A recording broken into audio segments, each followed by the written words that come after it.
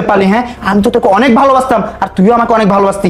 আমাকে বাইরের লোক বলতো যে আপনার স্ত্রীর চরিত্রের সমস্যা আছে, কিন্তু আমি সেটা কখনো বিশ্বাস করতাম না। আর আমাকে মানুষ এমন ভাবে বলতো যে সেটা বিশ্বাস না করার কোনো উপায় ছিল না। এর জন্য আমি বাসায় সিসি ক্যামেরা পর্যন্ত লাগিয়েছিলাম। আর তুই এটা কিভাবে করতে পারলি? আজকে আমি সিসি ক্যামেরা লাগিয়েছি বিদায় তোর আসল রূপটা আমি দেখতে পারলাম। আর এই তোর এত সুন্দর একটা চেয়ারের পিছনে এত একটা নিকৃষ্ট রূপ যে লুকিয়ে আছে সেটা আমি কখনোই ভাবতে পারিনি। আর এই আমি তোকে কিসের কমতি রেখেছিলাম বলতো? তুই আমাকে যখন যেটা বলতি আমি তখন থেকে সেটাই দিতাম। তুই আমাকে বলতি যে আশিক আজকে আমার একটা দামি শাড়ি পছন্দ হয়েছে, আমি তোকে সেটাই নিয়ে দিতাম।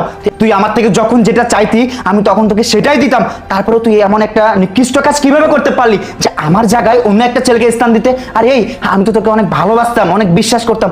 আরে তোর জন্য আমি এত কিছু করার পরেও তুই আমার সাথে এমন একটা নিকৃষ্ট কাজ কিভাবে করতে পারলি? আর এই তোর কি মনে নাই তুই কোথায় ছিলি? তুই তো ছিলি তোর সৎ মায়ের ঘরে, ঠিক মতো খেতে পারতি না, ঠিক মতো পড়তে পারতি না। আমি তোকে সেখান থেকে তুলে নিয়ে ঢাকা শহরে একটা ফ্ল্যাটে রাখছি। আর তারপরেও এত ভালোবাসা দেওয়ার পরে তুই আমার সাথে এরকমটা করলি। আর ওই ছেলেকে যদি তুই ভালোবাসতি তুই